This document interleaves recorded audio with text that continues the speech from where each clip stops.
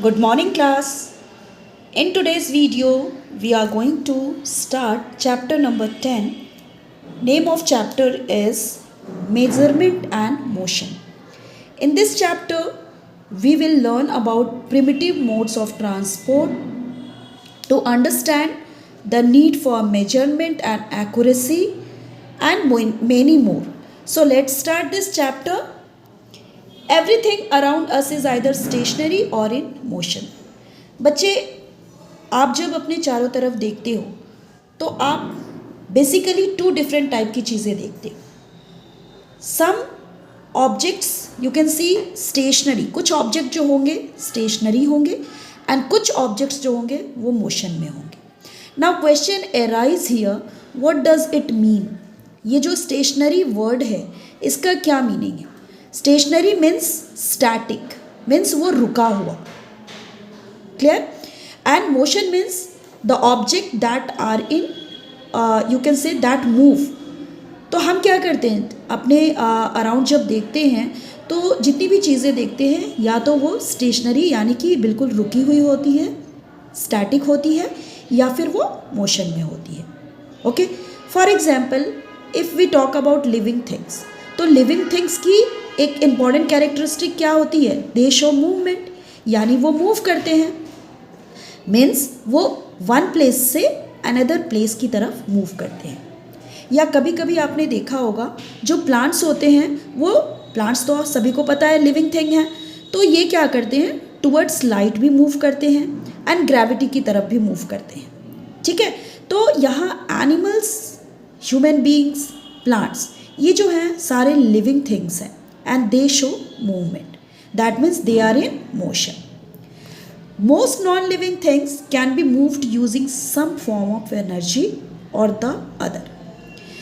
अगर हम non living thing की बात करें तो आपके माइंड में एक ही चीज़ स्ट्राइक करती है कि non living thing that means that type of thing which do not move, जिनमें मोशन नहीं है.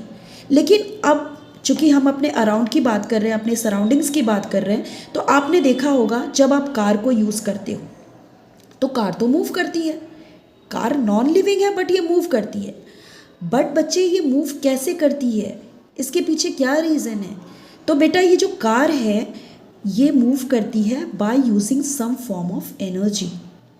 ये क्या करती है, एनर्जी को यूज़ करती है. और ये एनर्जी कैसे काम करती है, ये हम इस एनर्जी के लिए हम इस कार में क्या डालते हैं, तो बेटे इसमें हम पेट्रोल यूज़ करते हैं. ठीक है. जनरली पेट्रोल आपकी जो है, अब हम कार में क्या करते हैं, पेट्रोल की जगह हम सीएनजी का यूज़ करते हैं. सभी को पता है अभी पॉल्यूशन बहुत ज़्यादा है, तो हम वैसे कार को अब प्रेफर करते हैं जो जिसमें सीएनजी होती है. ठीक है. अब अगर चेयर की बात करें तो चेयर को क्या करते हो, अगर आपको चेयर को वन प्लेस से दूसरी प्लेस तक मूव करना होगा तो आप क्या करोगे, फिजिकल अपना मस्कुलर फोर्स लगाओगे, यानी फिजिकली उसको क्या करोगे, वन प्लेस से अनदर प्लेस की तरफ मूव करोगे. क्लियर है. So motion means change in the position. Motion का क्या मीनिंग हुआ, पोजीशन को चेंज करना is known as motion. Clear. When we discuss motion of people और व्हीकल्स, जब हम पीपल की या व्हीकल्स की मोशन की बात करते हैं तो उस समय हमारे लिए क्या इम्पॉर्टेंट हो जाता है, हमारे लिए ये समझना इम्पॉर्टेंट हो जाता है कि उस ऑब्जेक्ट ने एक प्लेस से दूसरी प्लेस तक मूव की है तो उसने टोटल कितनी डिस्टेंस ट्रैवल करी है. ठीक है. यानी उस डिस्टेंस की लेंथ क्या है. क्लियर है. अब हम इसके बाद मूव करते हैं कुछ अर्लीस्ट मोड ऑफ ट्रांसपोर्ट की तरफ. हमारा जो अर्लीस्ट मोड ऑफ ट्रांसपोर्ट होता था वो बहुत ही ज़्यादा लंबा टाइम लेता था, इवन फॉर शॉर्ट डिस्टेंसेस. जैसे कि आपको इस पिक्चर्स में दिख रहे होंगे, एंशियंट टाइम्स में वाटर ट्रांसपोर्ट के लिए देखो ये पर्सन ये यूज़ कर रहा है. ठीक है. उसके बाद एंशियंट टाइम में लैंड ट्रांसपोर्ट के लिए ये कैमल कार्ट यूज़ किया जाता था. तो ये जो दोनों हैं, हालांकि ये ट्रांसपोर्ट में हेल्प करते हैं, ये ट्रांसपोर्ट करते हैं, बट ये क्या करते हैं, ज़्यादा टाइम लेते हैं.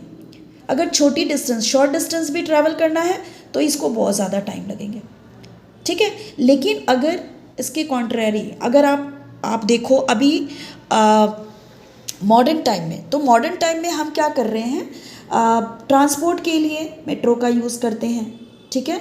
उसके बाद आप देखो मॉडर्न वाटर ट्रांसपोर्ट, ये लैंड ट्रांसपोर्ट का एग्जांपल हो गया आपका। मॉडर्न वाटर ट्रांसपोर्ट का एग्जांपल आप देख सकते हो इसमें।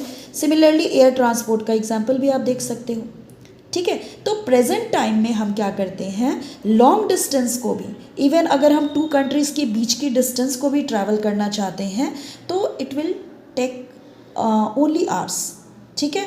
1 और 2 आवर्स में, इवन ज़्यादा से ज़्यादा 3 आवर्स में हम क्या करते हैं, 1 कंट्री से अदर कंट्री में हम पहुंच जाते हैं, ठीक है।